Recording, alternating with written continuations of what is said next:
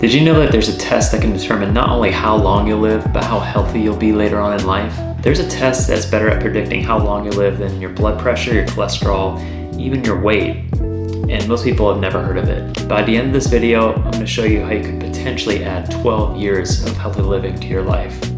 Stick around.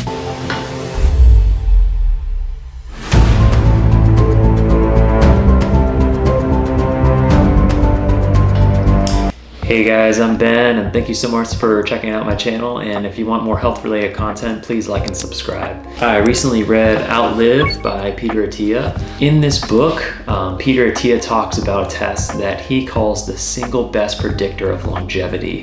That test is called a VO2 max. The VO2 max is found when clinicians put you onto a treadmill. They hook you up to different electrodes to measure your heart rate and rhythm. They'll put a mask on your face and your nose, and it will measure how much oxygen you're putting out. So they will hook you up to all this machinery, and then they will increase the speed of the treadmill. And so you'll gradually start to be huffing and puffing and working harder and harder.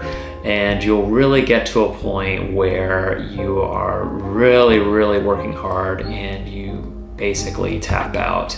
And you've reached your maximum capacity for exercise. That in a nutshell is what a VO2 max is. And what it measures is a lot of things, but one of them is your cardiorespiratory fitness, the health of your heart and your lungs, and it also looks at how well you utilize oxygen, which allows you to do basically everything. And the test is important for a number of reasons. One, it can predict how long you live in many studies, and two, it shows us what we're capable of doing. See, in order to do different activities, you need to have a certain level of fitness, or a VO2 max. So there is, in the book, there's a big table, and you can look it up online, where it shows you what you need in order to be able to, say, run up a flight of stairs with something heavy. That would be a VO2 max of around 32. Or to go hiking, for example, that would be 30. Walking up a hill, that would be about 26. So say that, for example, you're a 50-year-old woman and you used to hike a long time ago and you really enjoy it and life kind of got away from you and you really miss doing that activity, and you want to get back into it.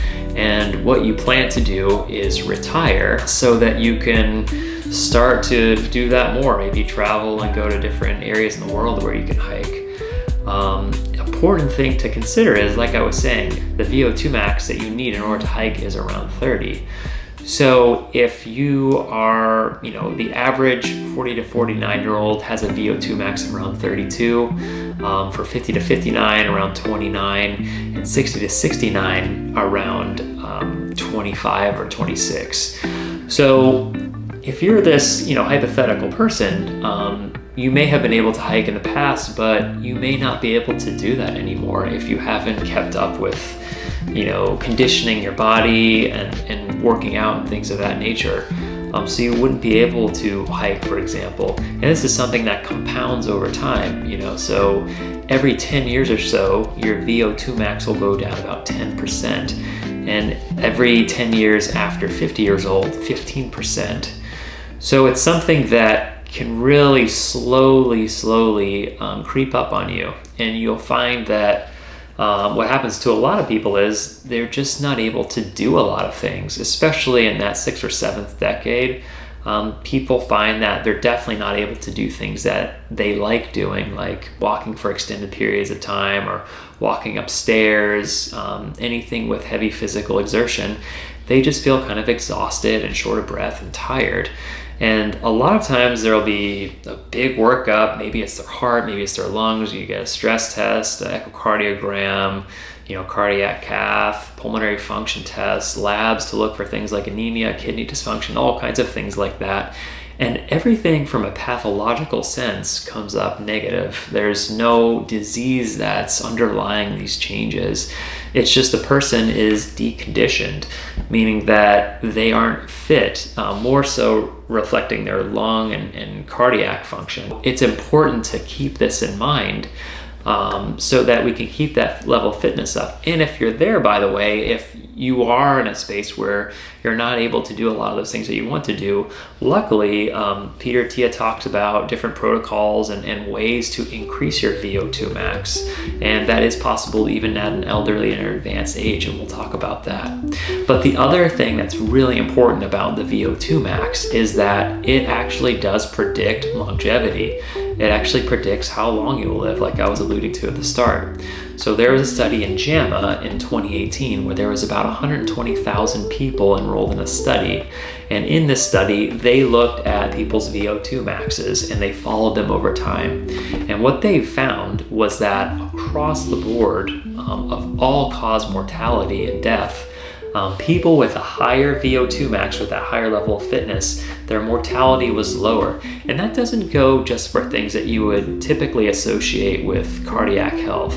You know, we're talking about cancer, chronic kidney disease, smoking, cardiovascular events like stroke and heart attack. Everything was lower. And the further you got away from the average, the more pronounced that effect was. So if you have an average, if there was people just below the average VO2 max, say 25th to 50th percentile, if you compare that to the group that's 50th to 75th percentile that were a little bit higher in that level of fitness, you're at double the risk of dying of all cause. And if you go to the other, the further ends of those extremes, it's 4 times the risk. So that's a really, really significant increase in mortality just looking at that one variable of VO2 max.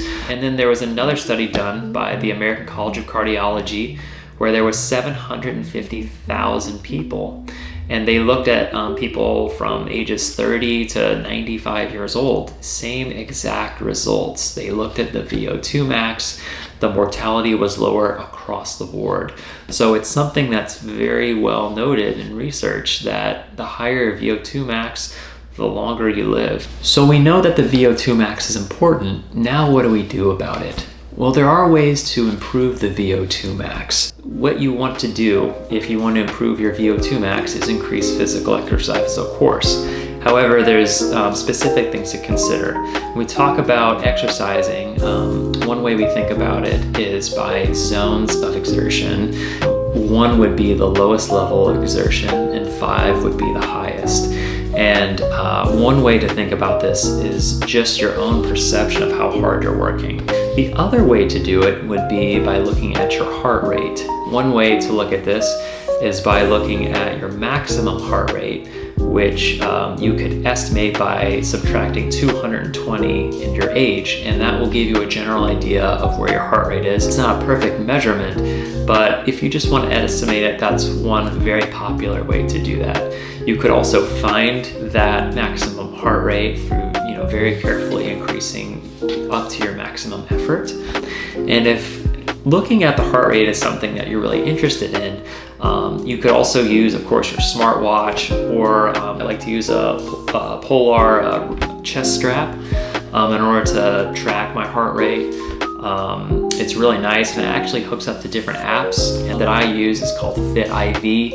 It will actually show you in real time which zone of exertion you're in, so I can know it. I can tailor my workouts to try to get the exact measurement that I want. So I'll just go through zones 1 through 5 in this physical exertion. So zone 1 is very, very minimal exertion. So think of just walking, breathing very easily. You're not really breaking a sweat. Your heart rate is around 50 to 60% of the maximum. So very, very minimal. Zone 2 would be your heart rate is 60 to 70% of your maximum. So It's classically described as you can talk, but you can't sing. So you are exercising, not very intensely, but you are doing something, right? So think of either walking or light jogging, swimming, biking, and you're at a pretty comfortable pace. It's something that you could sustain for a long time. Zone 3 is 70 to 80% of your maximum heart rate. This is where you're starting to huff and puff a little bit, you're starting to sweat, you're working a little bit harder. Zone 4 is 80 to 90%. You're really working hard here. It's not a full out effort, but it's pretty close. And then zone 5 is your maximum effort. You're really giving everything that you can. It's 90 to 100. You're not going to be able to sustain this for very long. So those are the different ways to look at exertion, is by looking at these zones. Now, if you aren't someone who exercises a lot, I would really focus on doing the lower zones, like maybe zone 1 or zone 2 for at least a couple of months, maybe 6 months. Peter Attia himself says this. If you really want to push into that VO2 max and extend that VO2 max, you really want to try to dip into that zone 4 and zone 5 on occasion. So once a week, it would be good to try to do something like a high intensity interval training session. Typically, it's where you would start off at a very low, pretty minimal effort, and then you gradually build up into that zone 4 and maybe zone 5. Especially later on in the workout, So initially you would try to get into that zone 4 range and then drop back down to zone 1, zone 2, something really easy that you can recover. Do that about 4 to 6 times. And of course, make sure you're warmed up and that, you feel safe doing this, and gradually work back down. And that would be a really good protocol to do a HIIT class. And it could be really many different things. You could do this biking, running, you could do this in like a fitness class or something like that. Really tailor it to what you want. Like I said, if you have a low VO2 max or a very low level of fitness and you're hearing this, you're like, there's no way, I'm just beginning.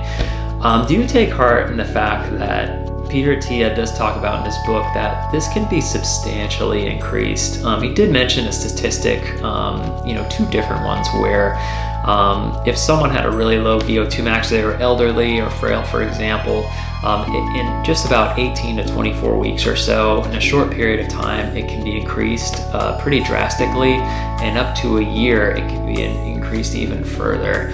And this is what I was alluding to earlier, where if you double the VO2 max in someone who's elderly, it's been shown that you can actually lower their age by about 12 years. So they're 12 years younger if you were to double their VO2 max. So I am curious, guys, what are you going to do with this information, or what are your goals?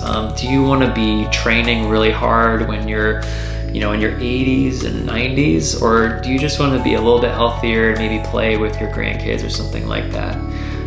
Well, anyways, guys, thank you so much for checking out my channel, and like I said, please like and subscribe if you want more health related content, and I'll see you next time.